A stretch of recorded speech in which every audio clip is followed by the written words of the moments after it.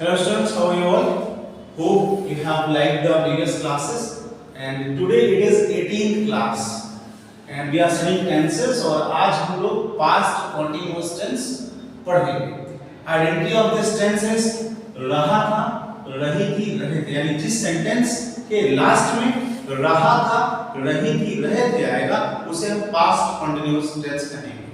ठीक है, तो रेगुलरिटी से कोई काम निरंतरता पूर्वक पास्ट में हो रहा था। इसके पहले हमने रहा है, रही है, रहे हैं पढ़ा था, जिसमें हमने प्रेजेंट कॉन्टिन्यूअस टेंस पढ़ा था। तो अब कॉन्टिन्यूअस का ये दूसरा टेंस है और टेंस के नंबर के हिसाब से पांचवा टेंस है। हम उसे समझा रहे थे, आज का स्ट्रक्चर है, हम उसे समझा रहे थे।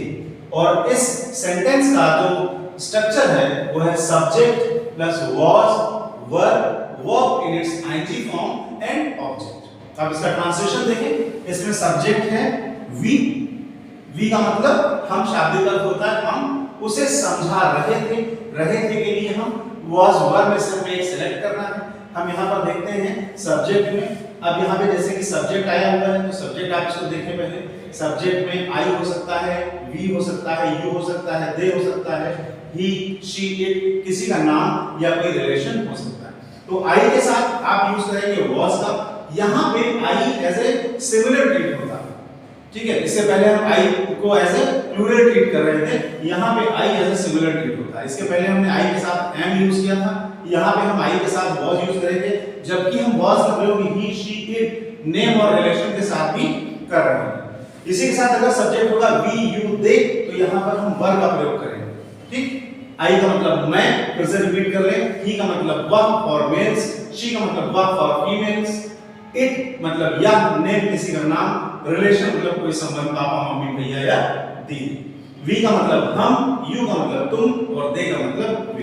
तो यहाँ पर सब्जेक्ट है हम, इसकी इंग्लिश है वी, और वी के साथ हम जो ऑक्सिलरी लेंगे वो लेंगे वर, और वर के बाद समझाने की इंग्लिश होती है कन्विंस। कन्विंस की हम लिखेंगे आईएनजी फॉर्म, कन्विंसिंग। किसे समझा रहे थे? उसे समझा रहे थे, we were convincing him. Okay, तो इजीली बहुत आसान सा ट्रांसलेशन है इसका पास्ट कॉन्टिन्यूअस टेंस का, हम उसे समझा रहे थे, वी वर कन्विंसिंग हिम। आइए दूसरा एग्जांपल लेते हैं इसे कि हम वह समझ रही थी। दूसरा सेंटेंस है वह समझ रही थी। अब यहाँ पर आप देखेंगे कि वह की इंग्लिश हो गई शी, क्योंकि फीमेल है और शी के साथ हम यूज करेंगे वाज। She was understanding. देखिए कन्विंस का मतलब होता है समझाना और अंडरस्टैंड का मतलब होता है समझना। तो हम उसे समझा रहे थे, वी वर कन्विंसिंग हिम, और वह समझ रही थी, शी वाज अंडरस्टैंडिंग। इसी के साथ आप और यूज कर सकते हैं कि हम उसे समझा रहे थे, we were making him understand, और यहाँ पर आप कह सकते हैं शी वाज अंडरस्टैंडिंग। इसी तरह तीसरा सेंटेंस है मैं उसे डांट रहा था।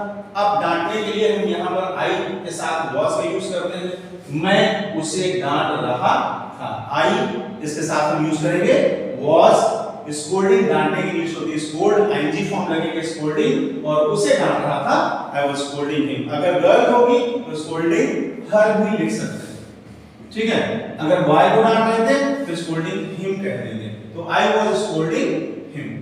तो बड़ा आसान सा स्ट्रक्चर हमने पढ़ा, पास्ट कॉन्टिन्यूअस टेंस, रहा था, रही थी, रहे थे, और बड़े आसानी से हमने इसको सीखा।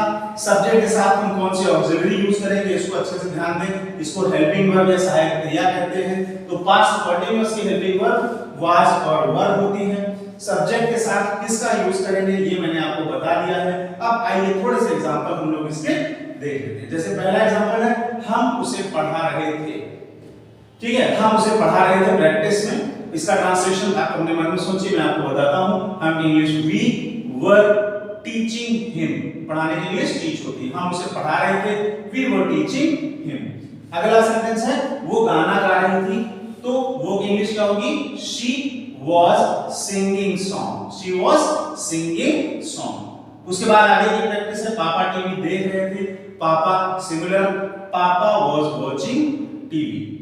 इसके बाद अगला सेंटेंस है फोर्थ, मैं फुटबॉल खेल रहा था, तो आई के साथ क्या लगाएंगे? Was, I was playing football. Last है तुम सो रहे थे, यू के साथ क्या लगेगा? वर, यू वर स्लीपिंग। तो हमें लगता है कि आपको ये सेंटेंस आसानी से समझ में आ गया होगा, that is past continuous tense. फिर से इसको रिवाइज कर ले। इसकी आइडेंटिटी होती है रहा था, रही थी, रहे थे। और सब्जेक्ट के साथ वाज वर्ब लगता है, फिर वर्ब की आईएनजी फॉर्म लगती है, फिर ऑब्जेक्ट लगता है। मीनिंग्स को अच्छे से लर्न करते रहें। आगे चलने से पहले इस चैनल को लाइक और सब्सक्राइब और शेयर जरूर कर दें, और जितनी भी इसके पहले ग्रामर आपको पढ़ाई है उसको अच्छे से रिवाइज करें, वन स्टेप बाय स्टेप, क्योंकि 18th क्लास है। इसके पहले मैंने आपको मॉडल्स पढ़ाए थे, लेट से लेके कंडीशनल तक, can, could have, should, must, should have, और अभी टेंसेस आइडेंटिटी के बाद ये हम टेंस पढ़ रहे हैं। तो इसको आप बहुत अच्छे से रिवाइज करें वन बाय वन। इसके बाद अगला टेंस हम लोग फ्यूचर कंटीन्यूअस टेंस पढ़ेंगे। तो पर डे आप एक टेंस पढ़ें, उसको रिवाइज करें, नोट्स बनाएं और मीनिंग्स को जरूर आप लर्न करते रहें। Only then you can speak good English. That's all about today's class. Thank you.